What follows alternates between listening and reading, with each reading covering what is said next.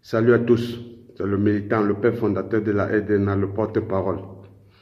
Nous venons ici pour nous adresser au jeune petit frère Ibrahim Traoré, qui est en même temps notre président, le président du Faso. Reste concentré et vigilant. N'utilise pas les humains comme bouclier pour pouvoir faire accroître ta popularité. Tu es venu ici faire comprendre aux gens que il y a des Africains qui s'expriment mieux en français et ils se disent intellectuels. Non, on ne s'exprime pas mieux en français parce qu'on veut.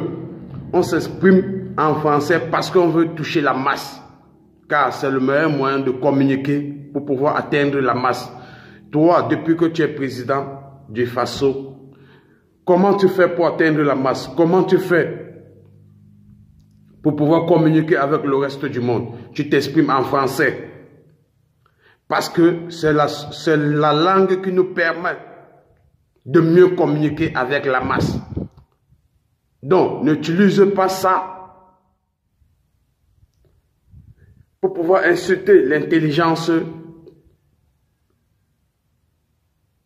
des Africains en les appelant des complexés. Non, les Africains qui sont allés à l'école, et même ceux qui ne sont pas allés à l'école, ne sont pas décomplexés.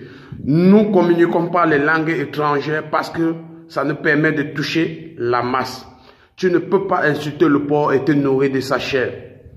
Si quand tu prends le discours, tu t'adressais à ton peuple africain en Bambara ou en Wolof ou en Djoula, tu pouvais être crédible. Mais comme toi aussi tu utilises le même français que ces intellectuels dont tu craches sur eux, ça veut dire que tu es en train de faire fausse route.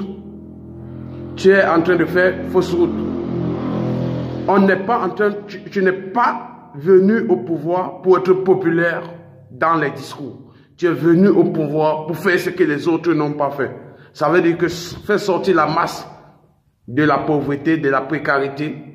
Depuis que tu es au pouvoir, tu n'as pas encore offert ne serait-ce qu'un seul robinet d'eau publique au peuple.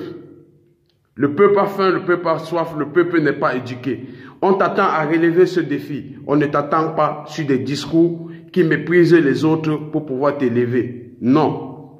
L'anglais, le français, l'espagnol, c'est des langues qui nous permettent de toucher la masse. Et toi-même, tu ne fais pas l'exception. C'est des langues que tu es obligé d'utiliser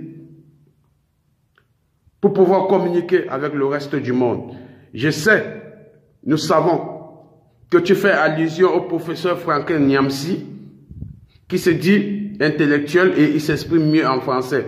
Non, quand tu es allé à l'école, tu as intérêt de parler le bon français à ceux qui t'écoutent, c'est obligé. C'est ça qui fait la différence entre celui qui est allé à l'école et celui qui n'est pas allé à l'école. Et comme je te dis, je répète, on ne parle pas les langues étrangères parce qu'on veut. C'est parce qu'elles nous permettent de toucher la masse. Et ne viens pas insulter l'intelligence de tes frères africains parce que tu veux être applaudi par ceux qui sont admiratifs à tes discours. Non. Fais ce pourquoi tu es là. Donne la joie à ton peuple, donne-leur à manger, mets de l'eau gratuite à leur disposition, mets les hôpitaux et les écoles. Il faut des intellectuels, comme tu disais tantôt.